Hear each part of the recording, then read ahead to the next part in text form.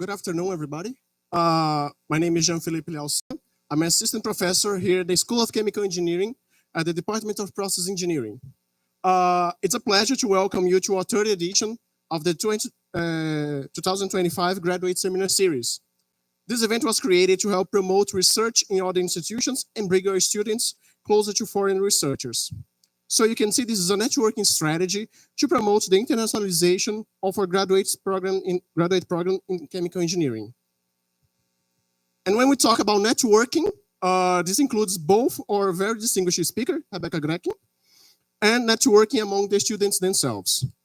It's a desire among the professors of the graduate program to create opportunities for engagement between students of different research groups and laboratories. So after the lecture of our distinguished speaker, we will have a coffee break served over there in the hall so that you can get to know each other better and exchange ideas with your graduate school colleagues. Remember, this event was created for you. This is also a space for the student representative, Flávia Ferreira. She's not here today because she was not feeling well, to talk to the students of the graduate program. Soon we'll have our next election for a student representative, and Flávia will talk about this in the next graduate seminar series. I think that's enough for a start. Let's go to the most important part of the event. Our distinguished guest today is Rebecca Grekin. She's a PhD candidate in the Energy Science and Engineering Department at the Stanford University in California, USA. During her bachelor's degree, she was from MIT. She came here to Unicamp in a summer internship.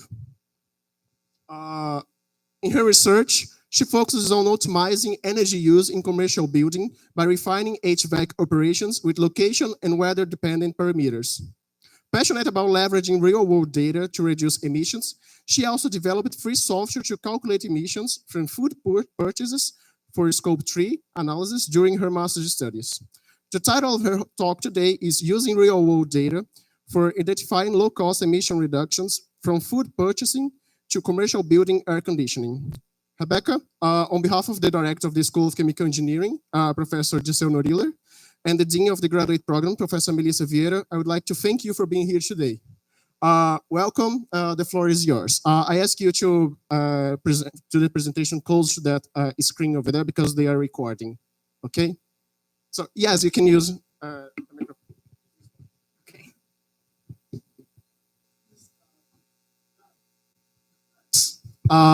If you have questions and you don't feel comfortable asking in English, you can ask in Portuguese. Rebecca speaks Portuguese better than myself. That is definitely not true. Thank you very much for that wonderful introduction. I'm very excited to be here today. I am notorious for speaking fast. So if I am talking too fast, please raise your hand and I will do my best to slow down. It's because I'm nervous and that's why I talk fast. But yes, I'm very excited to be here today. So here's a quick overview. So I wanted to talk a little bit about myself and then about the Door School, which is where my department is located inside of Stanford. And then I'll talk a little bit about my master's research and then a little bit about my PhD, which is what I'm currently working on. Just so I get a sense, can you guys raise your hand if you're doing a master's? Okay, and PhD? Okay, cool. So more PhD than master's. All right, so about me, I was born in São Paulo, but my family is all from Sorocaba. And I've lived all around the US. I moved to the US when I was pretty young. But as Jean mentioned, I did come in 2016 to do an internship here at Unicamp. I spent 3 months, and it is my most cited paper is with Jean. So it's still having a big impact. I see Jean every so often, which is really nice. And so Unicamp has had a really big impact on me, my research, and my life after Unicamp. So I graduated with a BS in chemical engineering from MIT with a minor in sustainability and the environment in 2019. And then I went to Stanford right before the pandemic, and I got my master's in energy resources and engineering. And I'll talk about the work that I did in my master's in just a bit. And then now I'm a PhD candidate. Basically, that means that I'm sort of on the second half of my PhD. I've done all the classes and the tests and all the things. Now I can just sort of focus on research and presenting. And maybe I'll be done in a year. We'll see. So, okay, I think for this, I need to come back here. So I wanted to quickly give an introduction to the Door School. It's a brand new school at Stanford, which is focused on sustainability. And the reason that I'm in Brazil is actually to help talk about the Door School and make more introductions. So this is just a 1-minute video, but I'll play it. Let's see if this works.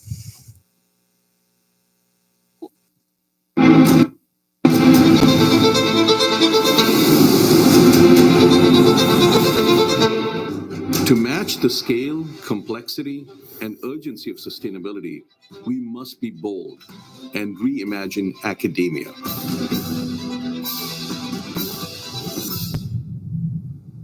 Being bold and audacious has always been part of Stanford's DNA. That's why we launched the first new school in 70 years that reflects the urgency of the moment, and it is uniquely designed to help foster a sustainable future. That's our social contract of the 21st century. From studying the origins of our planet to envisioning future cities, we are shaping a new paradigm for research, education, and innovation focused on Earth, climate, and society. Time is short. We have faced great challenges before. What gives me hope are people and their ideas. We're committed to creating a future where humans and nature can thrive together.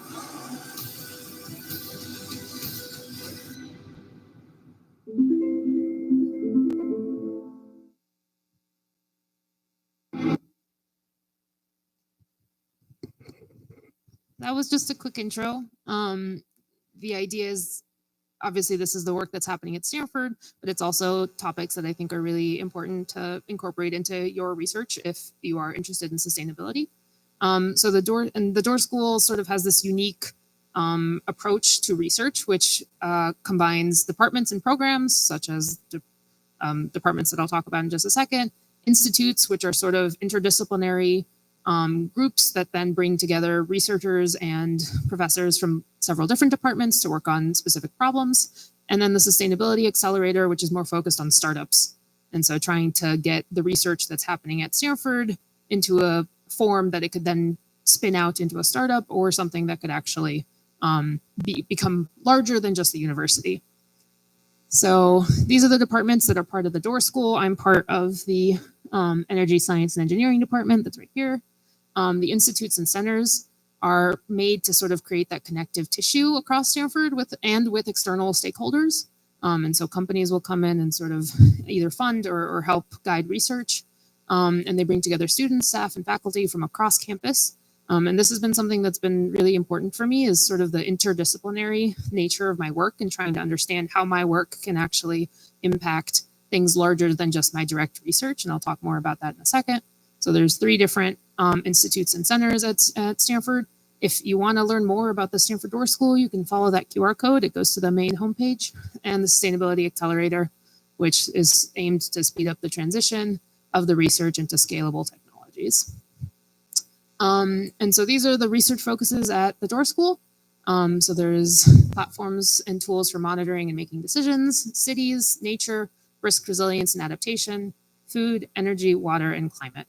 And so they're all sort of focused on different aspects of society, which you can tie into sustainability. And my work sort of hits these 3 on the left. So first, let me talk a little bit about my research with my master's. And so I created this tool, which I called Taste Food, which is the automated Scope 3 tool for tracking emissions from food. Who here has heard about Scope 1, 2, and 3 emissions? Okay, 1. Cool. Awesome. Great. And good thing I have this slide. So Scope 1, 2, and 3 emissions are ways to think about emissions. So usually we're talking about CO2 emissions and who's responsible for them. So you can think about this in terms of an entity. So this can be either a company, it can be a person, it can be a government. But Scope 1 emissions are emissions that are considered direct. So it's something that is directly in your control. So for example, if you own a car, the emissions that come out of your car are considered direct emissions because you control if you're putting your foot on the accelerator or leaving it parked. It also includes things such as if you have a natural gas water heater at your house, you have emissions that are being created because you're burning natural gas to heat up your water. If you have a stove all those sorts of things are direct emissions. And if you're thinking about a company, it sort of can be much larger than that, but it can be, vehicles that are owned by the company and those sorts of things. Scope 2 emissions are a little bit more indirect in that they usually come from some sort of larger utility. So when you turn on the AC or turn on the lights, some place was creating that electricity. In Brazil, as I'm sure you guys know, most of it is hydro. In the US, it's not. So usually it's natural gas. And so that natural gas was being burned, emissions were being emitted, but it's because you turned on something that needed electricity. So it's indirect, but you're still the reason that the emissions were being emitted is still your fault.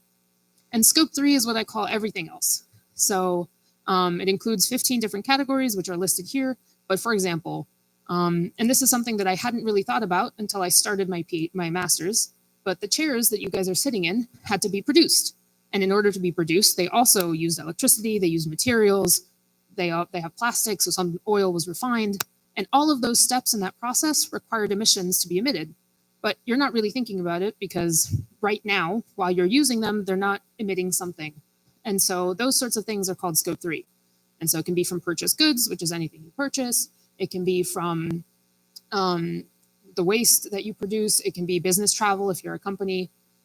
If you have investments, sometimes those are considered scope 3. And so my research in my master's was focused on scope 3. And within scope 3, I was just looking at the purchased goods and services. And within purchased goods and services, I was only looking at food. So it's a very small part of the pie. But usually if you look at an institution, their scope 3 emissions are usually going to be much larger than their scope 1 and 2 emissions. Does that all make sense? Cool. All right.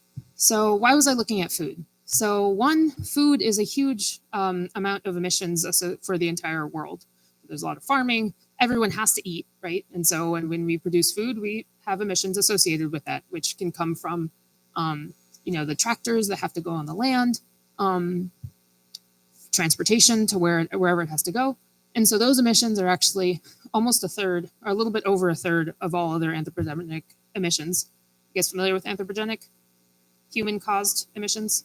And one of the problems with food purchases is that it's actually really hard to estimate what your emissions might be from food purchases because you first have to categorize your food purchases into categories for which there are emissions factors. And I'll talk a little bit more about what I mean by emissions factors, but hand categorization in the past is what people have done in order to be able to determine their emissions from food. And it's really time intensive. So basically what I mean is somebody had an Excel list usually of thousands of food items that were purchased in an entire year for a company or a university. And somebody sits there and says, oh, beef goes in the beef category. This tomato goes in the vegetable category. This pork goes in the pork category. And they have to do that by hand for thousands of items. And so it's really time intensive.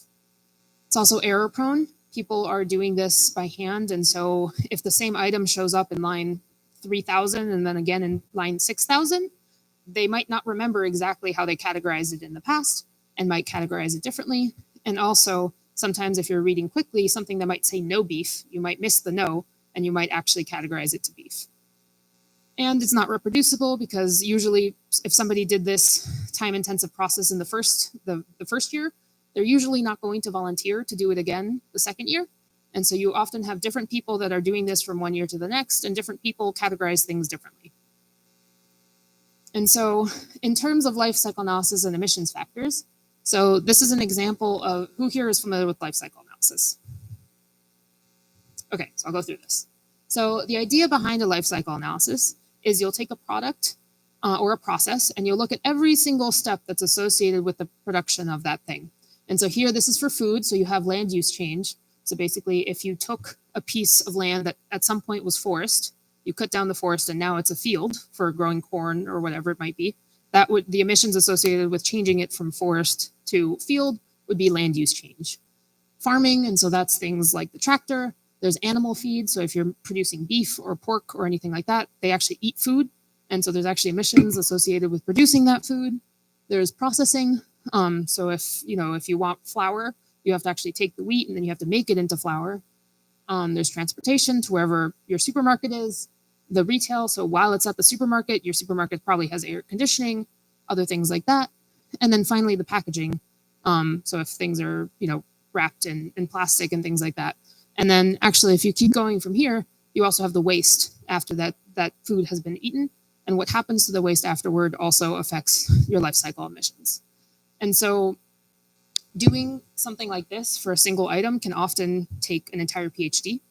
And so it can be really complicated because, as you can imagine, let's say corn grown here in Brazil the process is going to be very different than corn grown in the US. The emissions associated with electricity, the emissions associated with land use change, if something was cut down here, all those steps are going to change depending on where you are, what you're growing, and how it's being done.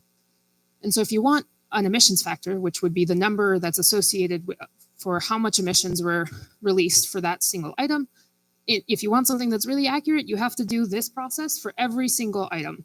And that right now is just not feasible. So it's really time intensive, could take a whole PhD. And so basically what people do is they do this for categories of things. And so you'll do an entire life cycle analysis for an apple, a banana, and an orange, and you'll do it for each of those things in a specific place. And then you'll do, maybe 10 or 20 of those for different things over the course of many years. And then you'll say, okay, the average for fruit is this number. And then you'll have to categorize all your purchases into a fruit category. And so that's why you have emissions factors. And the emissions factors can look like two different things. So they can either be per kilogram of item purchased or per dollar of item purchased, or unit of money. So it doesn't have to be dollars. But the reason for this, and one of the reasons I focused on food, is we're all sort of more used to thinking about, 1 kilo of beef and also 50 reais of beef. Whereas if I tell you how much is $50 worth of chair or 50 reais worth of chair, you don't have an image of what that looks like, right? And so food was one of these things that I could consider both weight and spend-based emissions and determine what the impact was of looking at these two different processes for how much emissions you might estimate at the end. And yeah, so these are all aggregated into things such as fruits, veggies, beef, etc. During my master's, I was looking at 18 different categories of food. There's no clock. Okay. So what does Taste Food do? It's a tool that's available for free. There's a link to it later. I'll show it. But it's Python based. And so I learned how to do Python for this. And basically, it'll take an Excel sheet of food purchases for an institution, usually for a whole year. And basically, it automatically categorizes it into the 18 categories for which these emissions factors exist. And then in the output, it's made so that it can work with a bunch of different reporting platforms that I've partnered with. And so I've been working with all these different platforms in order to make something that they approve of and that then the tool can be useful for. And so just a quick quiz. So this is supposed to be an avocado. Raise your hand if you would put this in fruits. Okay, and raise your hand if you would put this in vegetables. Okay, so not everyone said the same thing. And the correct answer here is fruits, because if you think about the process, an avocado grows on a tree. I don't know if everyone knows that. But that is much more similar to how an apple is grown, for example. Also, avocado is a fruit. But if you think about the process, that'll be much more similar to an apple than, for example, one corn. In terms of the process. And so in terms of categorization, it goes into fruits. But Taste Food also does more than one item, more than one categorization. So where would you put lasagna no beef? Would you put it in beef or grains? Okay, raise your hand for beef. Great, okay, so you guys can read. But this has showed up before in data that I've processed where somebody just didn't see the no and saw lasagna no beef and put it in beef. What happens if you have the option of cheese and grains? So Taste Food can actually then assign it to both cheese and grains. And so it can do up to 3 different categories. And so what started as a problem that I thought was actually really local, I thought just Stanford was having to deal with this problem, I quickly realized was a problem not just in the US, now I've learned it's across the world. So I started with Stanford data, that's what I did my master's on, was just Stanford data for the dining halls, so the equivalent of the bandejão. And since 2019 now, I've had more than, at this point actually, more than 60 different universities that have used the tool. And the reason that I've had that really large number of universities use the tool is because I was able to partner and reach out to these different institutions that I found like, oh, this might be useful to them, and then partner with them. And then they actually reached out and they were like, oh my gosh, this is great. We're going to share this with everyone who uses our tool. And now I'm working with the World Resources Institute, which is a big international organization. And so recently I just got some data from a city in Europe, and also a very large city that might be considered the equivalent of Sao Paulo in the US. So it's been pretty exciting to see all this data come in, and people excited about my tool. So you guys might be thinking, how did I validate this? Make sure that it's doing it correctly. Again, I did this in 2019, so there's no AI. I don't do AI stuff. There's no language learning models. This is all just Python and a lot of hard work. So this is just a taste of the universities that have used Taste Food.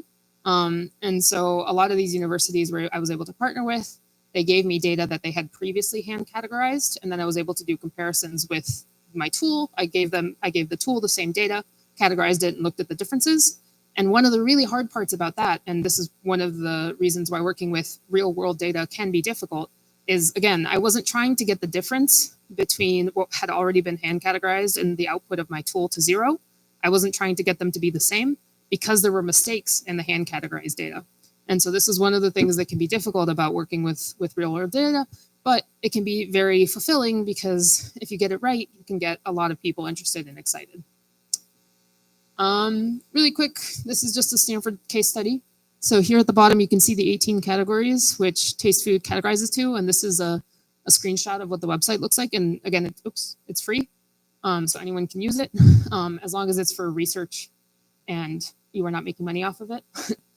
And so this is an example of what the data might look like.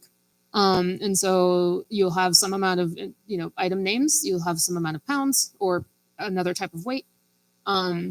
You upload what's on the left onto the website that's on the right. You press a button and you wait, depending on how much you've cleaned your data, somewhere between 5 and the longest data set I've seen take so far is like 3 hours.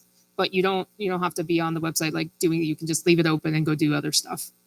And then in terms of output, this is what it looks like on the left. And this is an example of, how much the emissions are breakdown for each of the 18 different categories. And the really interesting part is here you can see that the emissions for beef, pork, and chicken were more than half of the emissions, and they made up less than 20% of the weight of the food that was purchased for the entire year.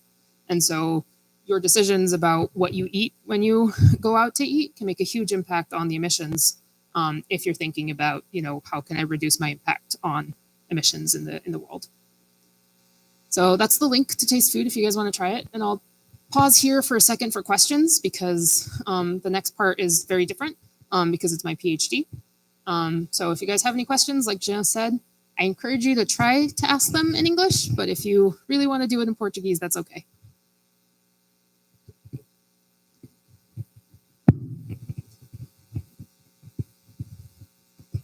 Hello, good afternoon.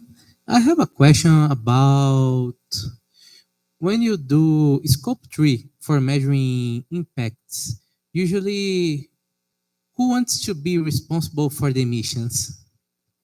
So no one wants to be responsible for the emissions. And scope 3 is actually something that exists because everyone is not worried about their scope 1. So scope 3 emissions are actually somebody else's scope 1 and 2. And if every single person, every single company cared about their scope 1, we wouldn't have to worry about scope 2 and 3 emissions. And so this is sort of a temporary sort of view of how to think about emissions and responsibility, so that if you are a person or a company who cares a lot and is trying to reduce their impact, there's a way for you to sort of try and measure it and try to reduce it. This is a way to, for example, go to your supply chains and say, hey, I have 2 people that provide me the same thing, and this person can do it for less emissions than you. So why don't you try to reduce your emissions? And so it's a mechanism. There's people who are saying that actually we need to move away from scope 1, 2, and 3. We actually need to create something that is integrated into the supply chain, such that, if you buy something, they tell you what the emissions were. And then when you pass it on, you also tell them what the emissions are. But we're still sort of early in this idea of, companies and people really caring about what they're responsible for. And so for now, I think it's the best we have.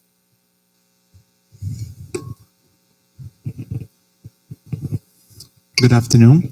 As you said, food is more relatable to the people than other categories of energetic transition. And one thing that I was curious about, if the energetic transition is hard to do, to make other people believe that we have to do changes on our lives to make it happen. So do you have some cases of you showed the taste to people and they realize how much the food impacts the environment? So I haven't worked specifically with individuals. Most of the people who use the tool are universities and some companies. So I don't have experience with showing people like, hey, like, this was your meal. How does this make you feel?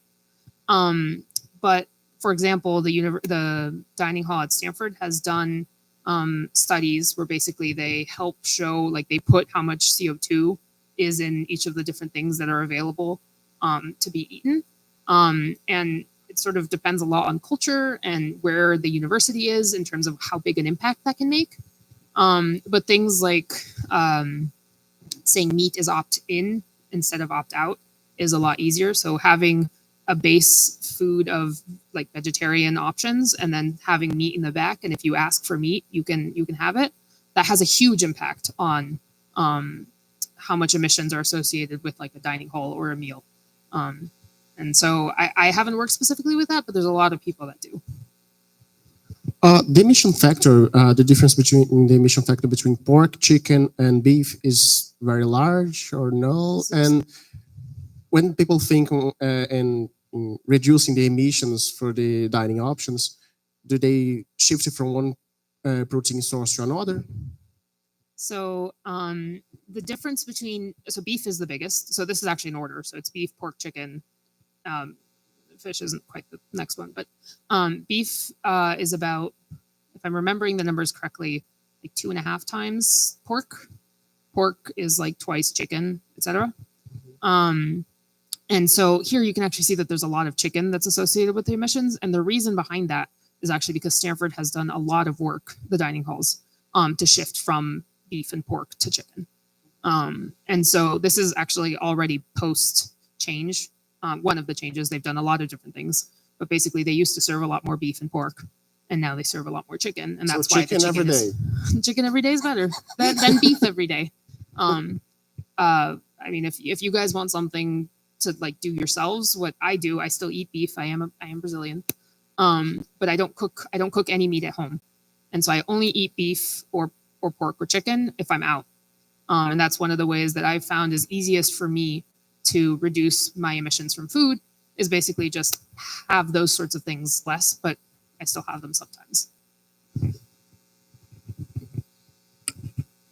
Hi, I don't know if I missed the information, but in the validation process, in which point did you look at your program and said, okay, this can be used by other people or other universities, since there were so many errors in the handmade methods?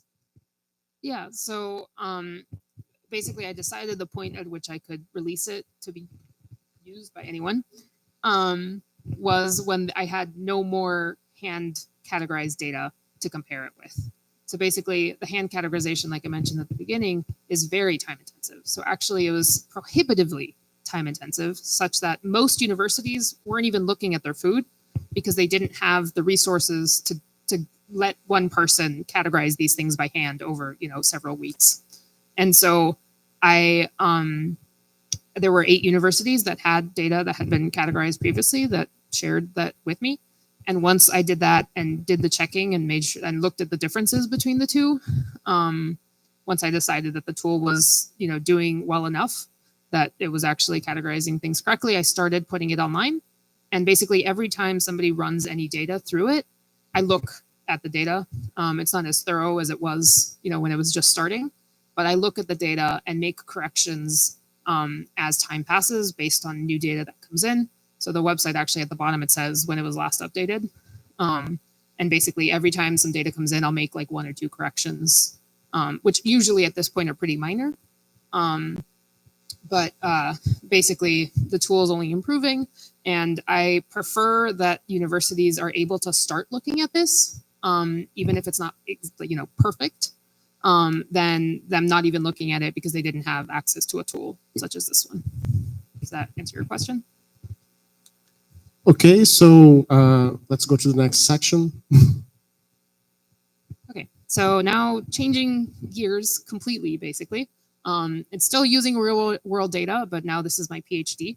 I've been looking at commercial buildings and how they use heating, ventilation, and air conditioning, which is HVAC, which you'll see a couple times in the presentation.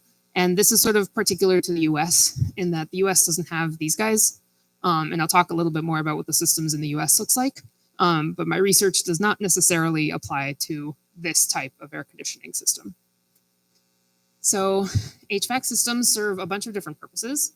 And they are simultaneously trying to control humidity, trying to control temperature, and trying to control ventilation so that we have a good mix of air from the inside and outside, especially if there's a lot of people in a room.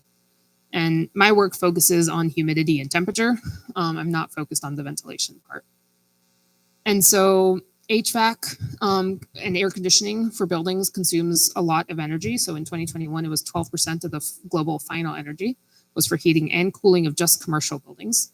And commercial buildings are, buildings that aren't homes and not factories. There's a significant old commercial building stock in the US and the rest of the world. So my research is focused on low-cost ways to reduce the energy consumption of HVAC, particularly of these older systems. Again, I'll talk more about what those look like in a second. And this is because there's a lot of old buildings in the US actually, and different from Brazil, a lot of the old buildings have AC. So usually here in Brazil, if there's an old building, it doesn't have AC. And these older buildings with AC, you usually have limited controls. So there's a lot of really new buildings that have really fancy things that, change all the time and look at the outside weather and do all these things automatically. These older buildings don't have that. And so what can we do with these limited controls with the older buildings? And these older buildings usually rely on rules of thumb. And so are you guys familiar with rules of thumb? Yeah. Okay. So it's basically like, on average, it takes from here to Sorocaba, it takes an hour and a half. But, sometimes if the traffic is really bad, like on a Friday evening, it might take me 3 hours. So a rule of thumb might be, it takes an hour and a half to get to Sorocaba.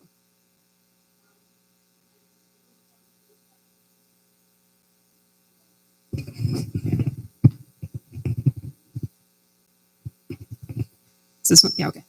And so what I mean by set it and forget it is, when the building was built, they put the HVAC in the building, the air conditioning, and basically they said, I want to set these things within the system so that I never have to touch it.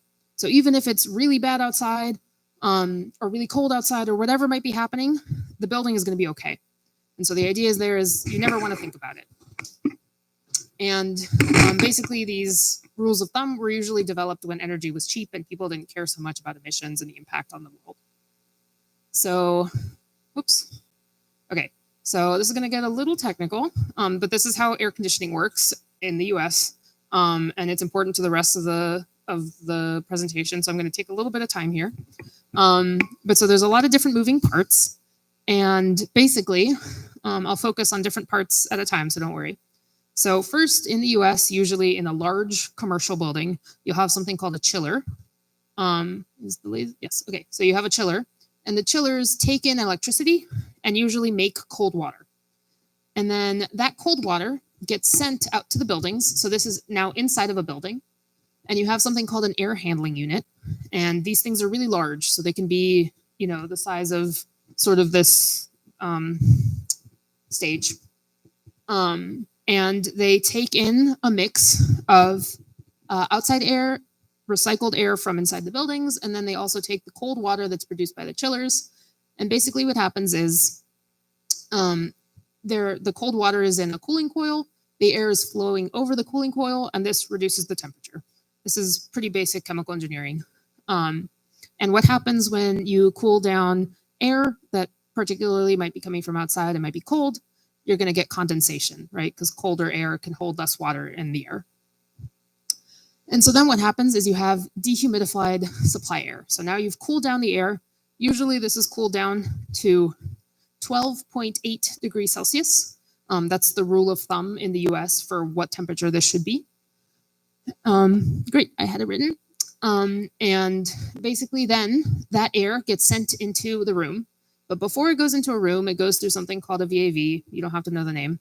But what happens in the VAV is basically there's little flaps that determine how much of that cold air is going to go into the room. And you also have a reheat coil. And a reheat coil heats things up. And so you cool down the air just to heat it back up. And the reason for that is you're cooling the air to control the humidity. And then it's actually pretty cold, right? No one wants to be in a room that's 12 or 13 degrees Celsius. And so it actually often you heat it up before it goes into the room because you need it to be warmer than that for people to be comfortable. And so then it goes into the room. After it leaves the room, you'll have some amount of air that'll get vented. So it just gets sent back outside. And some amount of it gets recycled. And that gets mixed with some more outside air. And then the cycle happens all over again. And so as you can imagine, cooling down air just to heat it back up is very inefficient. And we'll talk a little bit more about in what scenarios you might not actually have to cool down the air that much. Does that make sense? Because this is like very central to the rest of the presentation. Cool. All right, so I've mentioned these rules of thumb. And so this is the US. And one of my favorite fun facts is that Brazil is larger than the continental US. But not by that much. But so you can think of this as the size of Brazil. And just like Brazil, the US has a lot of different climates. And these change both in terms of temperature. So at the bottom here, so the numbers refer to the temperature of the different climates. And so 1 is really hot and 7 is pretty cold. And as you can see, it sort of goes from south to north. And then the letter has to do with how humid it is. So A is moist, B is dry, and C is marine. Marine is sort of usually considered like the equivalent of Mediterranean. So it's not too wet, but it's also not too dry. And even though there's this huge difference in terms of climate zones in the US, the rules of thumb are sort of the same everywhere, which also doesn't make any sense. But again, it's because these rules of thumb were made when people didn't really care about using excess energy. And so I sort of realized this, and that's sort of what led me on my path to my PhD. So I'm going to talk a little bit about the different steps in my path just to see, so you guys can see how they all connected. So first, when I came to Stanford, people had already been doing experiments on the buildings to try and change set points on the AC to see what the impact was in terms of energy. And so by set point, I mean, the little number that's in the remote, what number that's showing. But in the US, usually you don't have a remote. It's either somebody in a different office is controlling the entire, set of buildings for a university campus, or sometimes you have a little thing on the wall that you can change the temperature.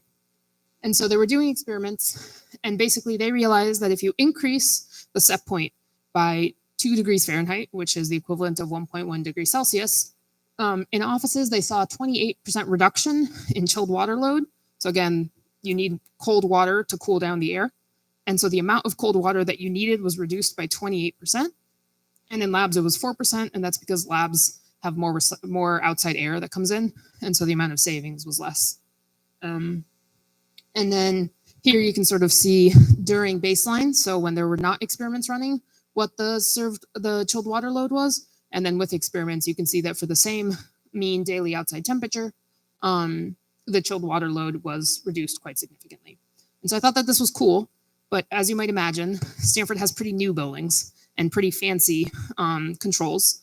And I said, hey, the entire US doesn't, or the entire world doesn't look like this in terms of, the best controls. And so what happens if we can try to implement this same sort of idea where you can reduce or increase the set point and reduce your chilled water load, but in a way that's not as technologically advanced as what Stanford did. What Stanford did was in every single room, because there was a central person somewhere that controls the temperatures, they sent a signal and said, okay, all rooms increase temperature by 2 degrees. And that could be quite difficult in an older building where you would actually have to walk into every room and either change the thing, or sometimes it's just not possible. And so basically at Stanford, we found out, okay, small set point changes can show really big reductions in chilled water load.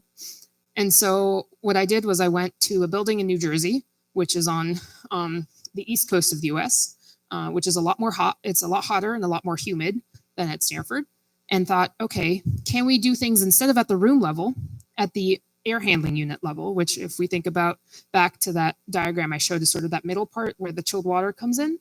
So it's one step above. An air handling unit will have several rooms attached to it. And so then you can change one thing for like 10 rooms instead of having to change every single room. So could I go there to New Jersey, change one thing that controls a bunch of different rooms and still find reductions in chilled water load? And basically, one of the things that I noticed is that at Stanford, what they were looking at was the mean daily temperature. And that's just the average, temperature outside over the course of the whole day. And here you can see what that looked like in New Jersey, and the points are all the different cooling demands for a specific building. And what you can see is basically that there's a really big spread, right? So if we look back at Stanford, the spread is actually quite small. It's a pretty clear line if you look at the mean daily temperature on the x-axis and how spread these dots are. It's relatively narrow. But then if we look at New Jersey, oops, I'm going the wrong way. It's pretty wide. And so I'm using a regression, has a lot of different variables. It's not necessarily important for you guys. But what I found was if you use mean daily enthalpy, which is a measure of both outside air temperature and humidity, the spread for the lines in New Jersey was a lot better. And so basically, even though at Stanford, mean daily temperature works pretty well, that's because Stanford is in a place that's not very humid. And it does have some humidity, but it's almost constant. New Jersey was very variable. So there were days where it was very hot and very humid, and some days where it was very hot but not so humid, and all those sorts of things. And so by using enthalpy, we were better able to understand what the drivers might be for what the cooling load would be. That's how you calculate enthalpy if you guys are interested. And basically I used the same equation. I just changed the variable that before used to measure temperature to measure enthalpy. So basically, I realized that I could run experiments that were related to the air handling unit. At this particular building, we had some issues, and so I wanted to do more experiments in a different building, which I'll talk about in a second. But the other really big thing here was that most of the literature looks at mean outside temperature. And I realized, hey, if you are in a place with a lot of humidity or very variable humidity, the enthalpy is a much better regressor for your equations. So then I went to Texas, and I then designed the experiments explicitly considering humidity. So that's not something that had been done before. And basically the reason for this is, so this red line here represents that rule of thumb for the air conditioning that I've mentioned. And this blue line is how much water is in the outside air. So this were the actual outside air conditions in Texas when I did the experiments. And you can see that, even though it goes up and down, and the amount of water in the air is a function of the temperature and then also the humidity, it's always above this red line. And so basically what this means is you do need to cool down to those 12.8 degrees Celsius if you want to control the humidity inside, because you have more water in the outside air than the amount of water that's in the air at the baseline conditions. Does that make sense? So basically, you have to cool it down to control humidity inside. A lot of the buildings in the US try to stay at 50% relative humidity, and that's what that red line is. But the problem, and so my question was, could we raise it up to this black line, which is 15 degrees Celsius instead of almost 13? And how would that impact the humidity indoors, and how much savings would we see from the chilled water load? And so this is about, even though this seems like a pretty small amount of difference in how much water is being condensed, it's actually 16,000 kilograms of water per month that we aren't condensing out of the air. And as chemical engineers, you guys know that phase changes are very energy intense. And so saving 16,000 kilograms of water that don't need to be condensed can be actually quite significant for energy savings. So my hypothesis was if you increase the AHU supply air temperature to 15 degrees Celsius, you're going to decrease your chilled water load and increase your indoor humidity by no more than 10%. And basically, my assumptions were correct with the humidity. There was never an increase above 65%, which is still well within human comfort and also below the risk of mold growth. I've skipped that out to save time. And basically we saw a almost 9% decrease in the chilled water load by increasing that set point at the AHU level to 15 degrees Celsius. And so that was pretty cool. If you plan your experiments with humidity in consideration for these older buildings, you can actually still see a reduction in energy consumption in these older buildings with less effort than you would need to go for every single room. And so currently what I'm doing is now trying to understand how this might affect, the buildings across the United States in terms of how much energy might be saved. And I'm almost done. I know I'm probably over, but so again, this is what the outside air conditions look like in Texas. This is what the outside air conditions look like at Stanford. So this is why, so basically in the previous one, you can see that the blue line is always above the red line. So the red line being constant makes sense. But at Stanford, the blue line weaves up over and under the red line. And so this is an example of a case where it might make sense for you to change the red line depending on where your blue line is.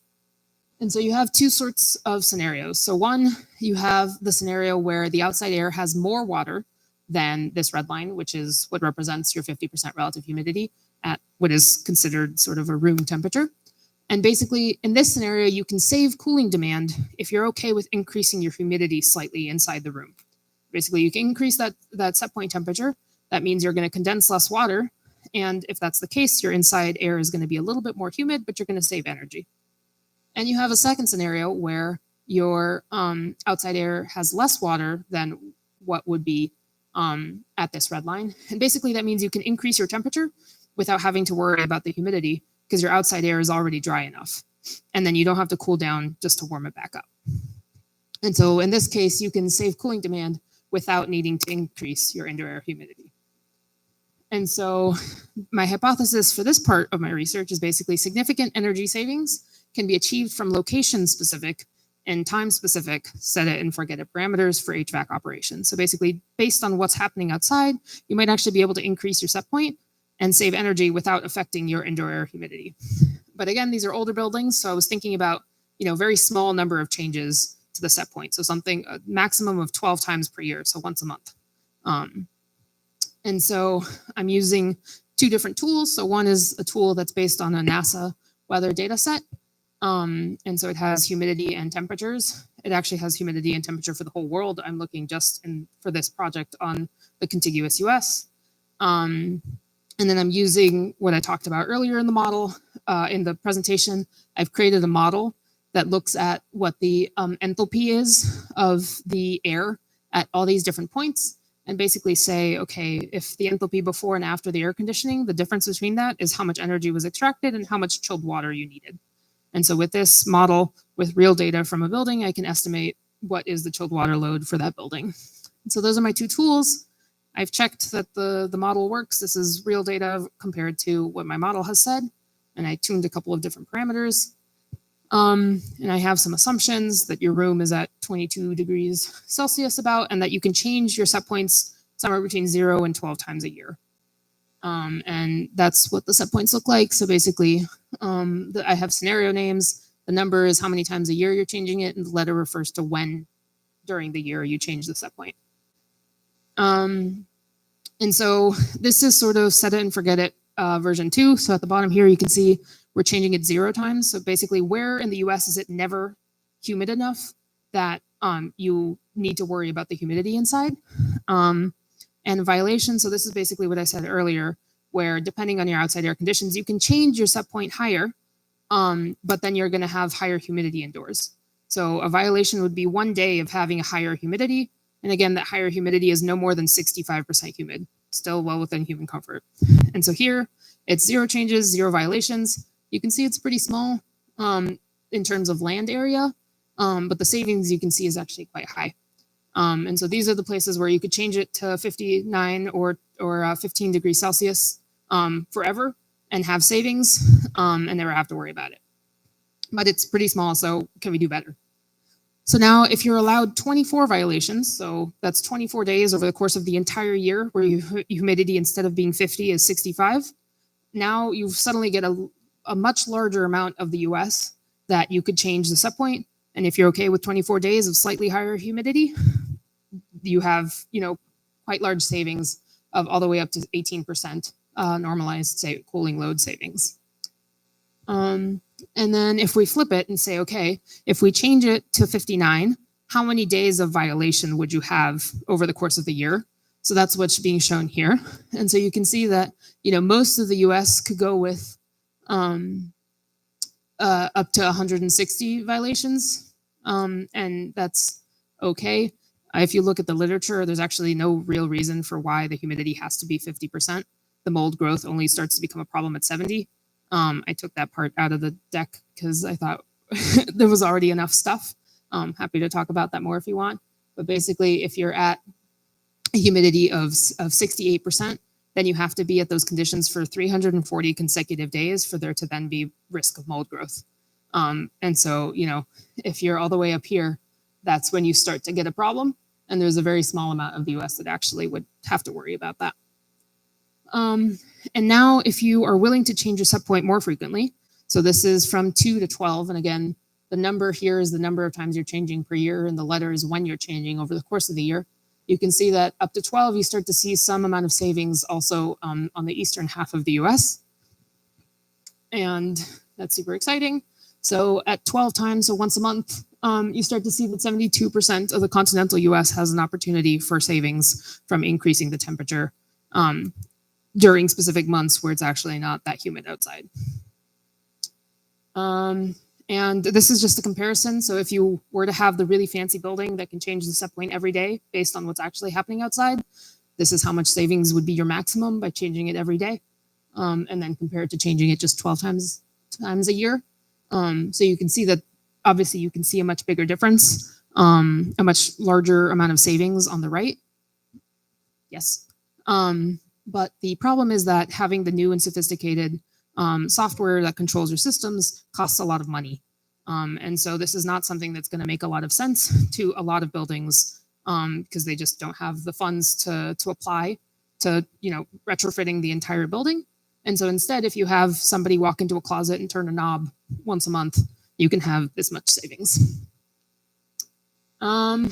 Future work, I'm hoping, so these were all percentage savings. I'm hoping to get actual numbers by combining a bunch of different things, including I did a survey and got data from 40 different universities across the US for how much heating and cooling they're consuming. And this is the spread of where they are. Also trying to understand how different parameters within the humidity and looking at more than 1 year of data. So right now I'm just looking at 1 year. And also instead of saying, okay, you have to change the set points, the first of the month over the course of the year. But if I say you're allowed to change it 5 times, but the 5 times could be, any time during the year, how much savings might you be able to see? Okay, almost done. But so I just wanted to really quickly conclude. So a couple things about my research specifically and a couple things that I just wanted to pass on to you guys. So one, scope 3 emissions can be quite significant and often are the most difficult to quantify, but progress is being made. And food purchases can now be easily quantified for emissions estimation with taste food. There's also a large potential for large energy savings from a small number of set point changes in centralized air conditioning in commercial buildings. And then in terms of things that I've learned over the course of all of this research, I think it's been really important that during my grad school, I've sort of learned research techniques that can be widely applied. So I learned Python to start doing the work for my master's. Now I use Python a lot for all the data analysis that I'm doing in my PhD, and that's been super useful and lets me make really pretty graphs like those, which can go a lot, can make a huge difference when you're trying to communicate the research. That's the other bit, I guess I didn't put up here, which I think is really important, is getting used to explaining your research to a wide variety of audiences and being comfortable with it. Because you get a lot of really good, great questions, which can help you sort of do better work in the future. And also have great partnerships. If I hadn't been able to communicate the taste food stuff to the correct people, I wouldn't have had all the different universities using my tool. And now it's better because they were willing to use it. And so contextualize your research and then also go after the opportunities for greater impact. To me, this is not for everyone, but to me, the impact of my research is really important. And so I didn't have to go partner with the universities or the different organizations or ask for data from different places. But that's important to me. And so I went after it, even though it's not necessarily something that, every PhD student does or that it's normal. Sometimes my PI, are you guys familiar with PI? Yeah, orientadora. Is like, oh, okay, you're working with WRI now? That's cool, but how? And so that's really cool and important to me. And then you never know where your next opportunity will take you. If you had told me 9 years ago that I would be giving a talk right here because I was doing it during my PhD because I did a research project during my undergrad, which, I would have been like, what are you talking about? So you never know where your next opportunity will take you. So the networking that Jen talked about at the beginning, super important. You never know where people will end up. I am now somebody in your network. So my email is at the bottom in the middle. I don't know if people in the back can see it, but feel free to reach out.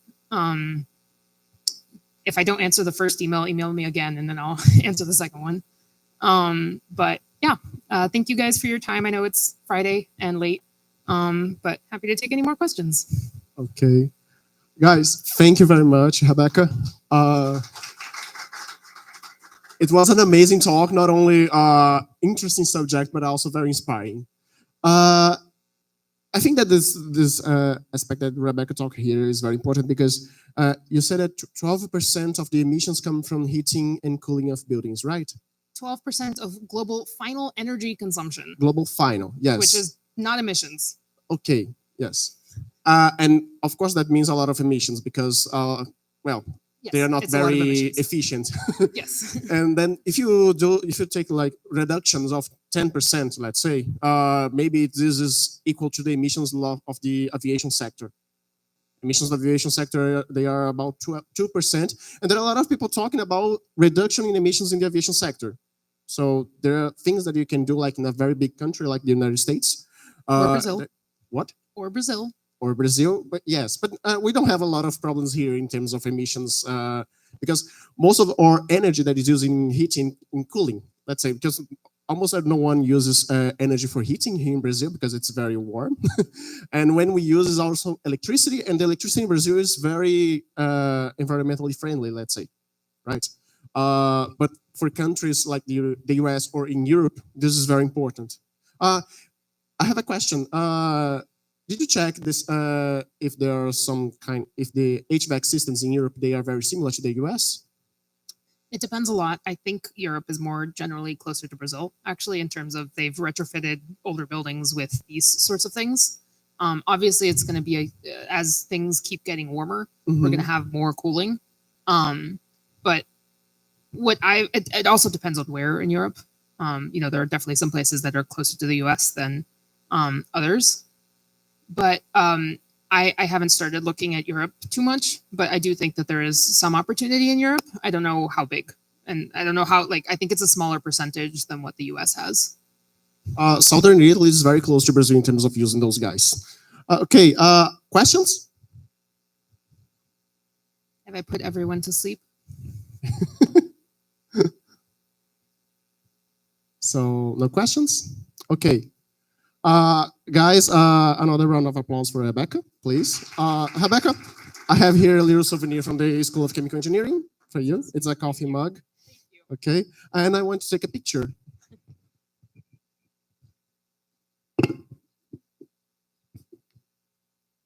Come here, we take a selfie.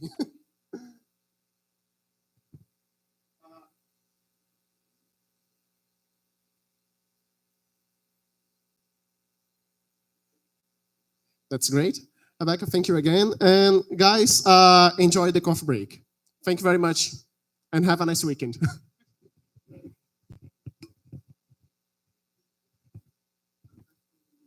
Deixa eu desligar.